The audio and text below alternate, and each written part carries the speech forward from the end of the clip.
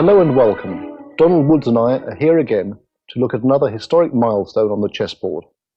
In our 4 programs so far, we've already seen games involving the giants of the game in the 19th century, like Morphy, Steinitz, Zukertort, and Chigorin.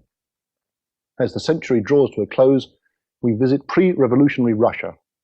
In 1896, the Russian master, Mikhail Chigorin, invited leading players to participate in a multi-round tournament here in St. Petersburg, the cultural capital and religious center of Tsarist Russia. Chigorin himself was regarded as a likely victor, of course, but the field included the top players: ex-world champion Wilhelm Steinitz, now nearing 60, the current world champion Emanuel Lasker, and the young American star Harry Pillsbury. Lasker was born in Prussia in 1868 and established his reputation in tournaments and match play in Germany, England, and the United States in a burst of activity from 1889 to 1893. His astounding breakthrough came in the World Championship match of 1894 against the old warhorse Steinitz. He took the title with 10 wins, 4 draws, and 5 losses. The following year, Lasker played in the inaugural Hastings tournament, the strongest chess competition ever held up to that time. With 3 rounds to go, the youthful world champion led the field, which included Steinitz and Chigorin. Lasker was, however, recuperating from a severe case of typhoid fever and was overtaken by Harry Pillsbury, the American who was making his first appearance on the international circuit. No one had ever won such an event at their first attempt. But after St. Petersburg, Lasker continued to notch up a sensational series of victories, first in Nuremberg that same year, in London in 1899, and Paris in 1900, often competing alongside his cousin Edward, also an accomplished player. Perhaps he now found chess too simple and withdrew temporarily from active play to the study of mathematics and philosophy. But in 1908 he returned to the fray, defending his world title against in turn Tarrasch, Schlechter, Marshall, and Janowski, a string of formidable opponents. His last great tournament win as champion came when he returned to St. Petersburg in 1914. The Great War served to undermine Lasker's financial resources and his health, and in 1921 he lost the title to the young Cuban Capablanca in Havana. Sadly, Lasker failed to win a single game in this his last championship appearance. But he had held the title for 27 years, and no one has ever matched this achievement. The advent of the Nazis in Germany forced Lasker, a Jew by birth, into exile, and he travelled the tournament circuit once again in order to make a living. His results were still outstanding. He died in New York in 1941. The game I have chosen was played in the 10th round at St. Petersburg. This was the true test. Lasker faced the victor of Hastings and had to prove that he, and not Pillsbury, was the real world champion. At the halfway stage, Pillsbury had been a point clear of the field, but around this time it is believed that he discovered he had contracted syphilis and his morale collapsed.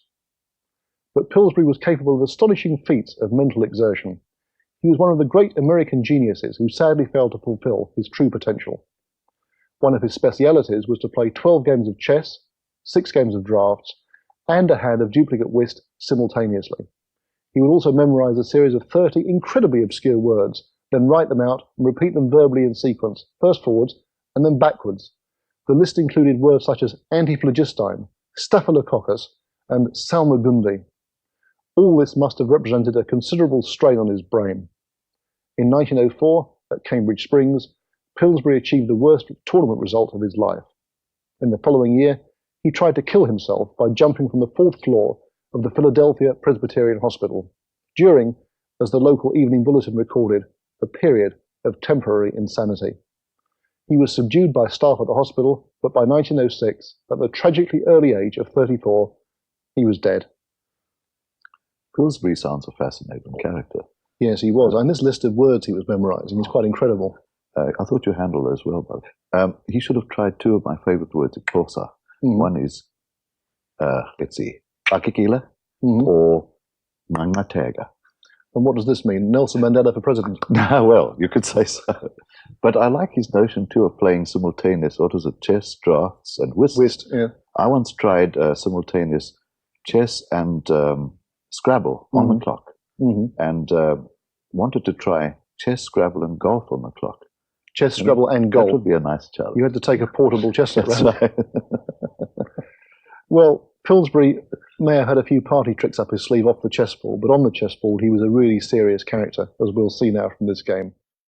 Pillsbury was white, Lasker black, and Pillsbury kicked off with this move, pawn to d4. Now, those of you who followed our series so far will note that this is the first time that this move has appeared in our great games. Nowadays, of course, it's quite common. Garry Kasparov, for example, the world champion, has it as one of his absolute favourites. But in 1896, they were still working out the theory of the Queen's Gambit, which is what Lasker invited with his next move. Pillsbury played this, c4, offering the Queen's Gambit. Black could take it, but White can easily get the pawn back. You've made the point that's not a real gambit. It's not a real gambit. White can get the pawn back at one. It's not like the King's Gambit. It's really just a position. A neo-gambit. A neo-gambit, yes. It's a strategic way of putting pressure on the centre. And this is the most common reply, which Lasker chose. And out jumps the White Knight. Lasker makes the most natural defence. And now, after 100 years of investigation into this opening, we know that probably the best move is bishop g5. And I say probably advisedly, because in 100 years' time, they may have decided that the best move is something entirely different. A disaster. But this is the kind of move that Kasparov and the modern grandmasters choose. They put immediate pressure on the black knight, they pin the knight, they prepare, in some cases, to drop the bishop back to here and even to here, where it operates both on the king's flank and against the black queen's flank. Bishop g5 is the move that we play now. But in 1896, they hadn't elaborated the theory of this quite so precisely, hardly surprisingly, and Pillsbury chose this. There's nothing wrong with it, but it's not quite as sharp as bishop g5. Do you ever play the Queen's Gambit, Donald? No, I don't like it. You like the King's Indian, don't you? I love the King's Indian. I'm a King's Indian fanatic. Well, you're following the footsteps of Kasparov again, because when he's black, he nearly always plays the King's Indian. I'm in good company. That's right. So, back in the Queen's Gambit here, 100 years ago, and Lasker struck back in the centre. And the positions are now more or less in equilibrium. The fact that White hasn't played quite as accurately as he could has allowed Black to get in the game without too many disadvantages and maintain parity in the centre with his pawns. And now, at long last, Pillsbury played the move bishop g5. But perhaps not so effective here because Black can start to clear the centre. And Lasker took off. Pawn takes pawn on d4. And Pillsbury, who was an aggressive person, took back with the queen. He could also take with the knight. But putting the queen in the middle, the most powerful piece, bang in the centre of the board, was very much in Pillsbury's style. The knight hops out, attacking the queen, and the queen leaps over here, augmenting the pin against the black knight on f6. And Lasker parried that with bishop e7. And here, on the 8th move, very early indeed, White castled queenside. Well, at this stage, wouldn't you say White's in a pretty strong position? Yes, it's very interesting. I mean, more than just satisfactory. Yeah, and it looks pretty good for White. His pieces are more or less in play. He's got his queen in an aggressive situation. He's already castled. The rook's operating in the centre of the board. He's on the way. Black looks in some danger, yes. But it's very interesting that in the games we've seen so far, first 4 games, the attack has always triumphed. The player who gets the attack wins the game. Now, what we're going to see here is the birth of something new, really, at top-level chess. It's the fact that the counter-attack can also have its say in the game. And although White's position looks dominating now, Black's position is not without resources. And it's these hidden resources that Lasker was an absolute genius at exploiting. I mean, I think the position is still probably in equilibrium. Both sides have their chances, both sides have their possibilities. But Lasker was exceptionally good in positions where the opponent was trying to attack him and he could strike back. But I think to the average club player, if you offered him the board as it is now, he would go for White. Right. I'm not saying I wouldn't either. What Lasker did was to play the queen here. And you see, Donald, the point of that is that the rook was on the same file as the queen. He wants to get out of the way. Bad news, yes. But also he's thinking that the queen might also attack the white king. So already Lasker's thinking in terms of counterattack. And now this little move, which allows the white bishop to come into the game. And Lasker played this. And you can see here that there's a kind of hangover from the Steinitzian lesson that we learnt last week, that although White's castle queenside already, he's already committed his king, Black is waiting. He's waiting with his king. Not so much because he's got ideas of attacking against the white king. This is still way in the future. But he is thinking, maybe I shall castle queenside too. Maybe I shall castle kingside. I don't know. Keep the option. Yes. But first of all, I'm going to develop the bishop and see and wait. Just get my pieces out and keep them flexible. And Pillsbury made a very good, sensible, safe, precautionary move. He moves his king one square to the left. And this means that the pawn on a2 is defended in case the knight on c3 has to somehow move into the attack. It's a useful thing to do. That's actually a characteristic of very good chess players from time to time. If the average players are looking at diagrams, is often what appears to be to the ordinary player a rather obscure king move. Seems to be an anticipation of the need to get him off that square well ahead of time. Yes, it can be useful both for attack and for defense. Yes, I mean the move is attacking in the sense that it liberates the knight, and defensive in that it defends the white pawn on a2. And often these little moves are so crucial to the further conduct of the game. They're storing up energy for some future explosion. And Lasker now, as we see so often, puts the question to the white bishop. Now, it's a kind of sham attack, because Black isn't threatening to play h6 takes g5, because the white queen would zap the rook on h8, absolutely. So there isn't an immediate threat, but for the future, there's this niggling thought that White must sooner or later decide what to do with the bishop on g5. And Pillsbury kicks off by trading pawns in the centre of the board. And Black, not unnaturally, recaptures. And now he advances his knight, placing it on a very strong central square. It's a position where the knight can't be molested by black pawns. It's a good solid square for the knight.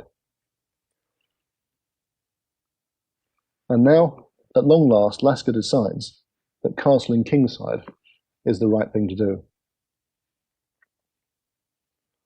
And now, of course, there's a threat. Now that the rook's moved from the h8 square, the threat is to play take h6. The bishop. Yes. Exactly. Yeah. And would you be tempted perhaps to sacrifice the bishop, Donald? Is that the sort of thing that happens in your game? I certainly wouldn't, Trey. No, I certainly wouldn't. I'd get right out of the area.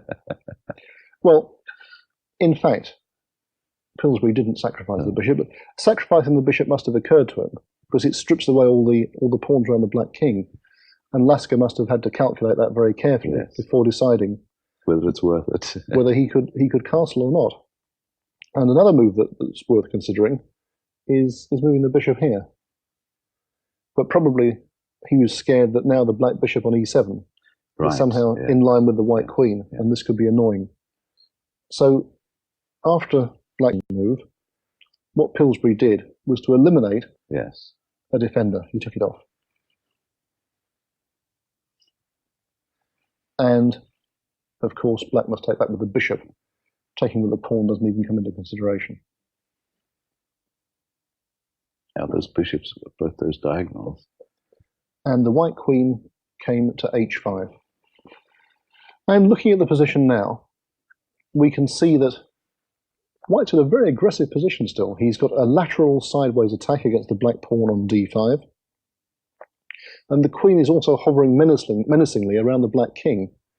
So I think Pillsbury must still have been thinking that good things were going to happen in this position. Also, there's another threat. He's got the threat of perhaps moving his knight away to here, attacking the black queen, and now the white knight on c3, the rook, and the queen all hit the pawn on d5. And don't forget that Pillsbury was leading this tournament, Donald. He must have been feeling pretty confident at this stage in terms of his chessboard prowess. And I think he probably felt he had the initiative here. He'd tend to be thinking more positively at this stage. Well, Lasker really has no choice. He has to trade off this dangerous knight before it goes to b3, for example, as I showed.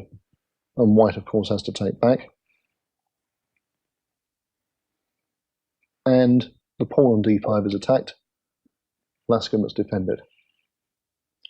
And now, on the 16th move, white starts to bring up his reserves. f4. Well, now. Looks like white's got an attack stall, doesn't it, Donald? Yes, indeed. I mean, the one threat is to push the pawn onto f5. Yes. Very dangerous. Yes. And then another threat, not to be underestimated at all, is to put the pawn on g4. Yes. Supported by the pawn on f4, and go to g5. Yes. And just blast away at those defences around the black king. Well, that looks to me fine, but I know from experience and the look on your face that that's bad news for him, isn't it? No, f4 is the move of someone who thinks he's winning. That's right. Pillsbury thinks he's winning. And this is, as I said before, now we start to see the real contribution this game makes to the science and art of chess. That a man who's been under pressure the whole time, traditionally up to this point in chess, the man under pressure, the man being attacked, usually crumpled. And if he won, it was because the other man overpressed his attack. It was very unusual for someone to deliberately invite the attack, knowing in his own mind he had a sufficient counterattack that would blow it away.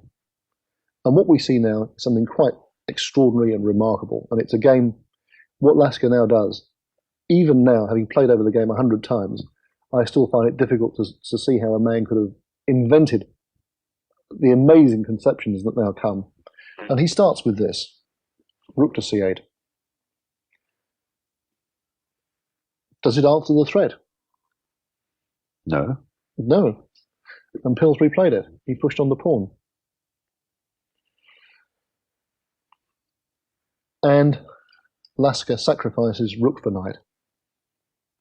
Now, Pillsbury didn't like the idea of taking that back, because when the black queen captures on c3, something like this. Yes, it's very, very exposed.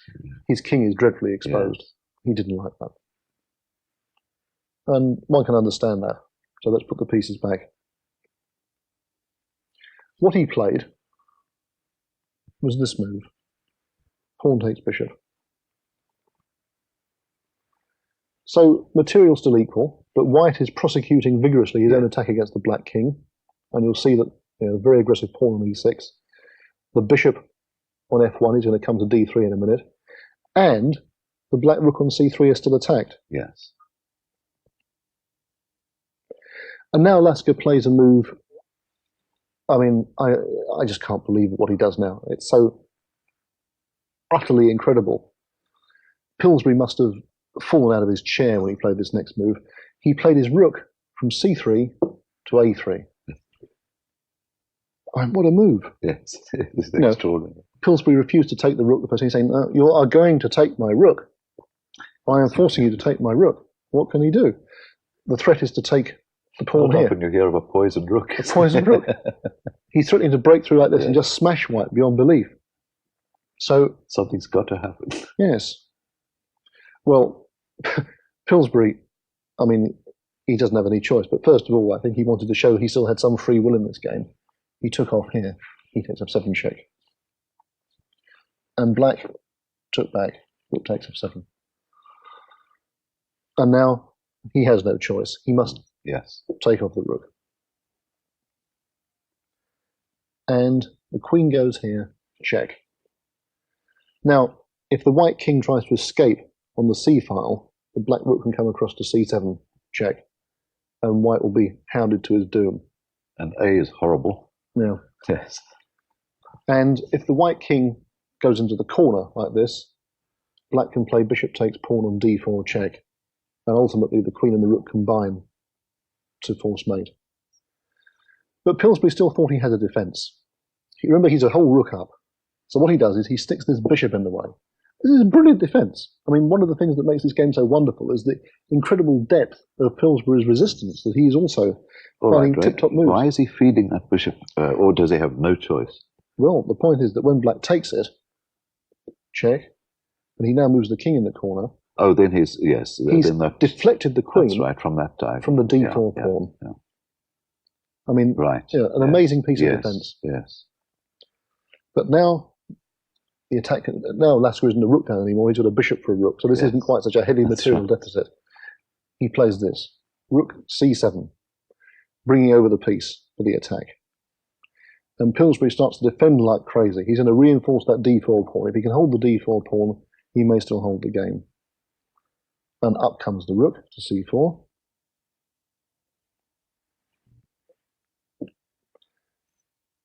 Pillsbury defends staunchly. And now, having got the rooks where he wants them, passive, Lasker plays this. Rook c3.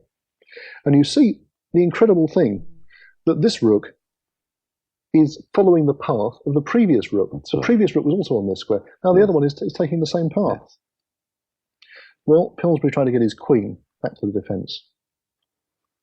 And the black queen came in here, increasing the pressure. And now up comes the king to defend the pawn at a3. Now, you remember what I said about this rook treading the path of its fellow? Yes. And how black had first of all sacrificed one rook on c3. It was declined. It went to a3. a3. Accepted. Now, what does the man do? This man is a genius. He plays rook takes a3. He does it again. Yeah. He does it again. Rook takes a3. Pillsbury throws in a check, and the king goes here. And he could check again here, but it wouldn't make any difference. The king could go to h8. Doesn't help. I thought of that, because he can't get he can't keep checking. No, he can't keep checking. Now the rook the threats are enormous. He has to take. He plays king takes a3, and I'm just so amazed at the way that black has put both rooks through the same path, sacrificed them both, and now white has two rooks for a bishop, but the final attack is devastating. Queen c3, check. And watch closely how this happens. King goes to a4. And the pawn goes to b5. He's just pulled over, whether he wants to or not. He's just pulled over further. It's like a magnet. Yes. It's like a huge magnet dragging the king. He must take the pawn. King takes b5. And the magnet effect gets worse. Queen here, check. The king has to go. I can't, yes. a5. And now, in a sense, although it's fairly obvious, the most subtle move of the game, this bishop just slides back to such an insignificant looking square, check. And look at it, the king that was so safe. Remember we were saying a few moves ago when white was attacking on move 10. Absolutely imprisoned. The king was making the safety move, king b1. Now it's driven up to here. Oh, these brilliant moves, this wonderful copycat series of rook sacrifices. And I know he hated to play this move, but he has no choice. He has to play this. Queen b6. And now black has a pleasant choice. But in fact, he played a takes b6, and the white king is kaput. And really, of the games we've seen so far in this series, this is the most fantastic, the most incredible. Yes, if you called that over the phone, say 5, 6 moves ago, maybe even 7 moves ago, or you got to the stage where he's 2 rooks, queen, he's up against queen, bishop, call that over the phone to someone to adjudicate. They'd laugh at you. Yeah. And then you see what happens. Well, thank you, Donald, for helping me go through this game tonight.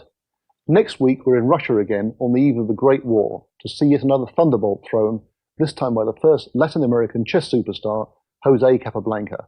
His match against the Ukrainian Osip Bernstein is next week's centerpiece. Do join us for that. For now, from Donald and me and the Thames Chess team, goodbye.